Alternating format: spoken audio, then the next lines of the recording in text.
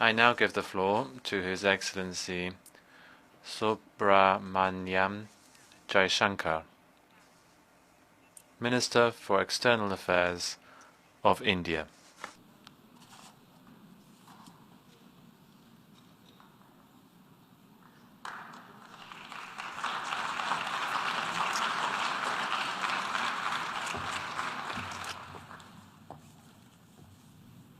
Madam President, Excellencies, distinguished members of the General Assembly, I bring to you the greetings of 1.3 billion plus people from the world's largest democracy. They join me in congratulating the President of the General Assembly, Ambassador Csaba Kőrösi, on his election to chair the 77th session of the UN General Assembly. They follow closely developments at the United Nations, reflecting the increasingly globalized nature of our existence. We meet at a challenging time for the world order.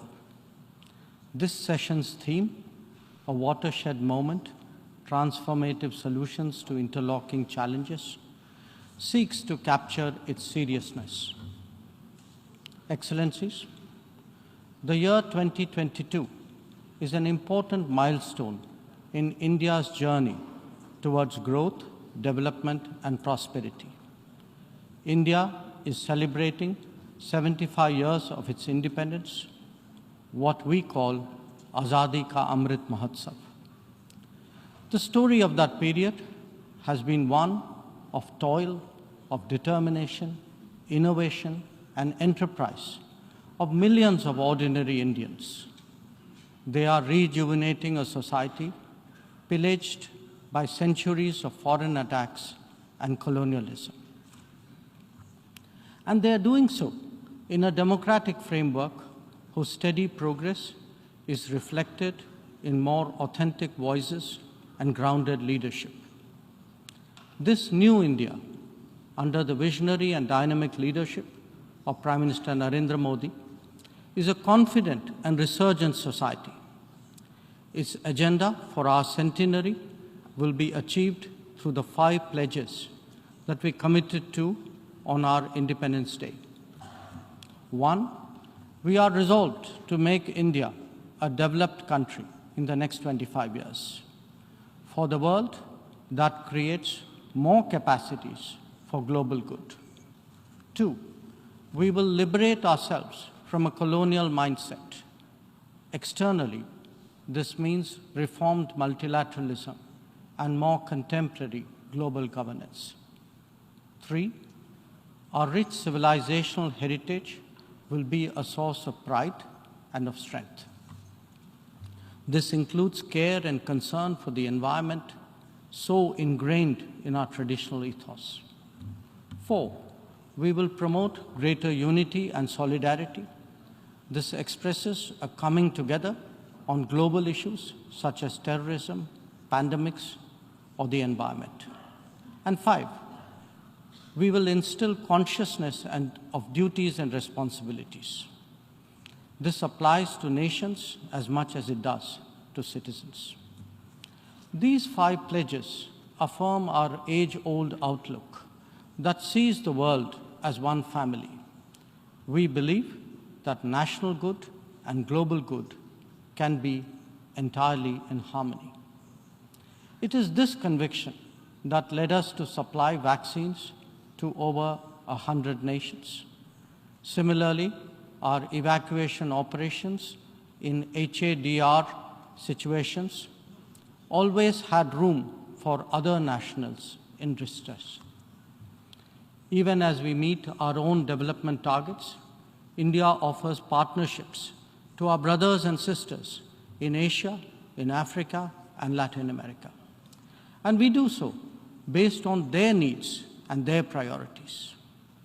Today, the focus is on green growth, better connectivity, digital delivery, and accessible health.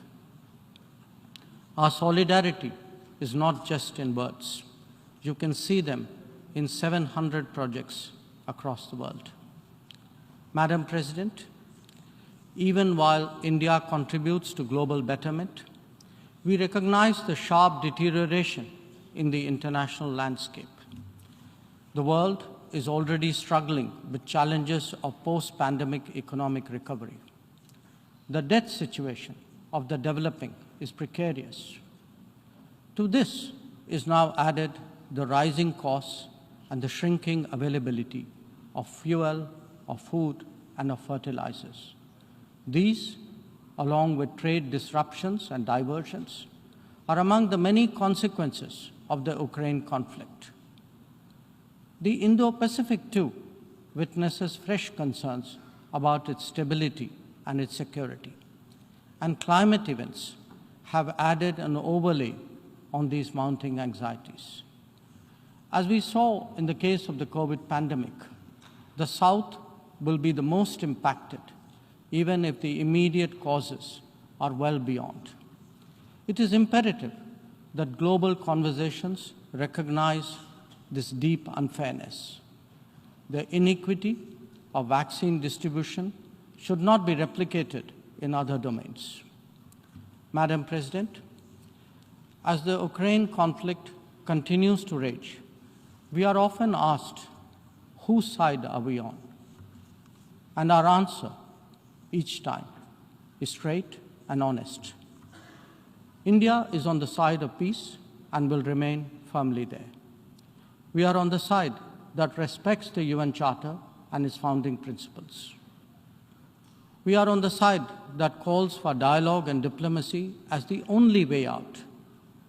We are on the side of those struggling to make ends meet, even as they stare at the escalating costs of food, of fuel, and fertilizers. It is therefore in our collective interest to work constructively, both within the United Nations and outside, in finding an early resolution to this conflict. Excellencies, while the global attention has been on Ukraine, India has also had to contend with other challenges, especially in its own neighborhood. Some of them may be aggravated by the COVID pandemic and ongoing conflicts, but they speak too of a deeper malaise. The accumulation of debt in fragile economies is of particular concern. We believe that in such times, the international community must rise above narrow national agendas. India, for its part, is taking exceptional measures in exceptional times. We do so when we send 50,000 metric tons of wheat and multiple tranches of medicines and vaccines to Afghanistan. When we extend credits of $3.8 billion to Sri Lanka for fuel, essential commodities, and trade settlement. When we supply 10,000 metric tons of food aid and vaccine shipments to Myanmar. When we fill the gap in humanitarian needs left unaddressed by political complexity. Whether it is disaster response or humanitarian assistance, India has stood strong, contributing particularly to those nearest to us. Excellencies, the world as we knew it is poised for transformational changes. It has been impacted in recent times by a succession of shocks, each of them significant by itself. The COVID pandemic called into question the over-centralized nature of globalization and has led all of us to seek greater resilience and reliability of supply chains. The repercussions of the ongoing Ukraine conflict have further heightened economic stresses, especially on food and energy. Climate events have added to disruption that the world is already facing. As for the promise of technology, it has certainly multiplied our capabilities, but also added to our vulnerabilities. Trust and transparency are legitimate expectations of a more digitized world.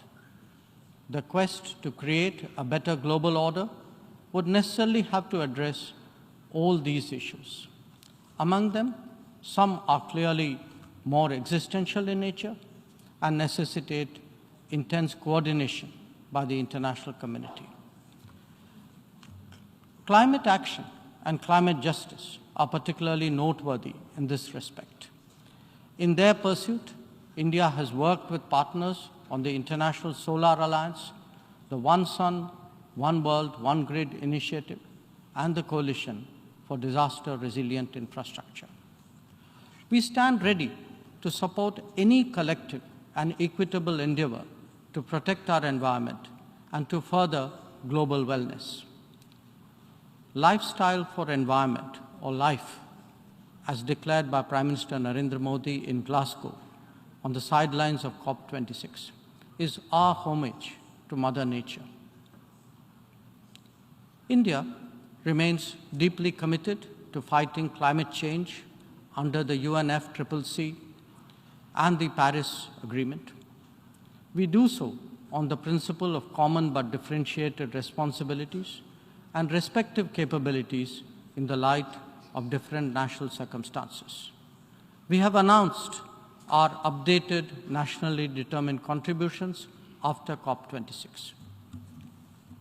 Excellencies, India's steadfast commitment to South-South cooperation is by now well established and well recognized.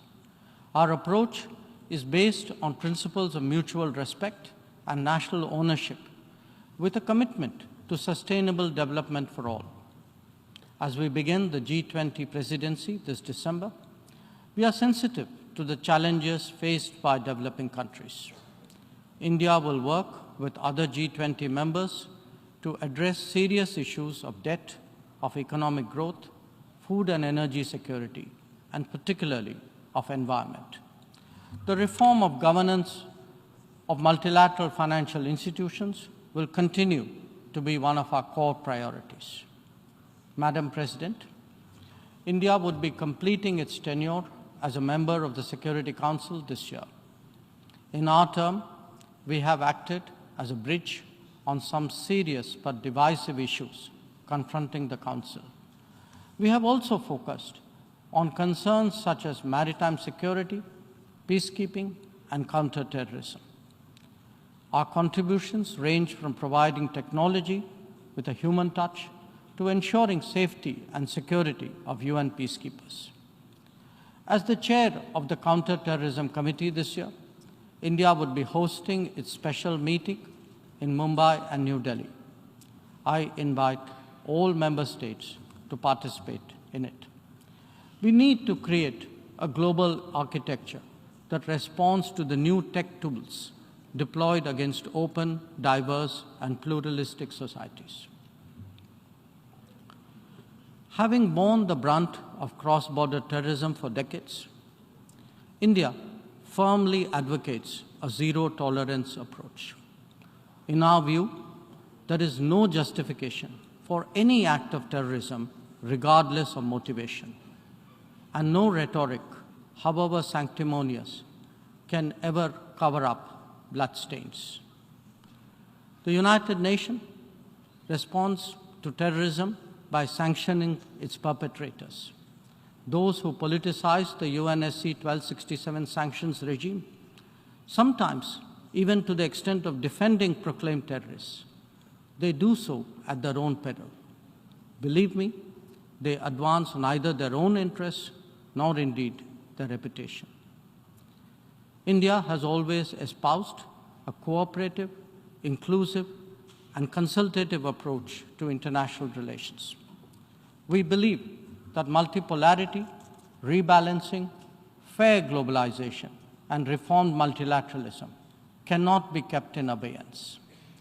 The call for reformed multilateralism, with reforms of the Security Council at its core, enjoys considerable support among UN members.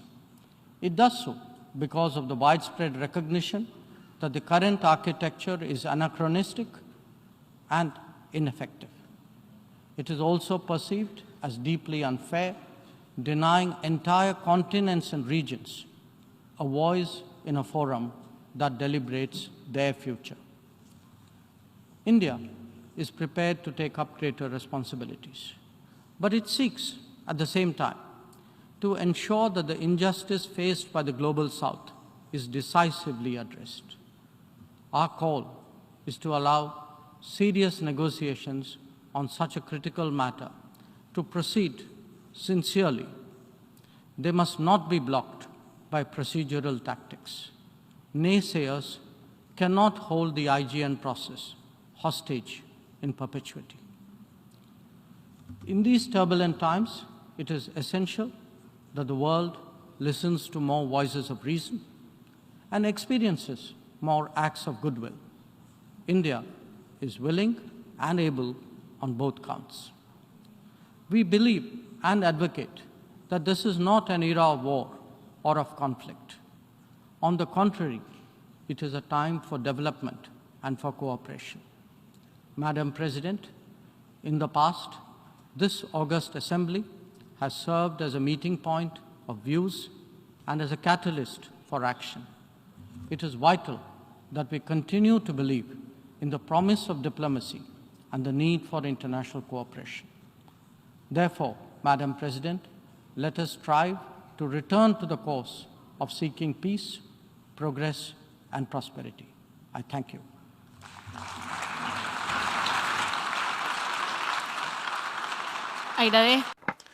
I thank the Minister for External Affairs of India. I now give the floor to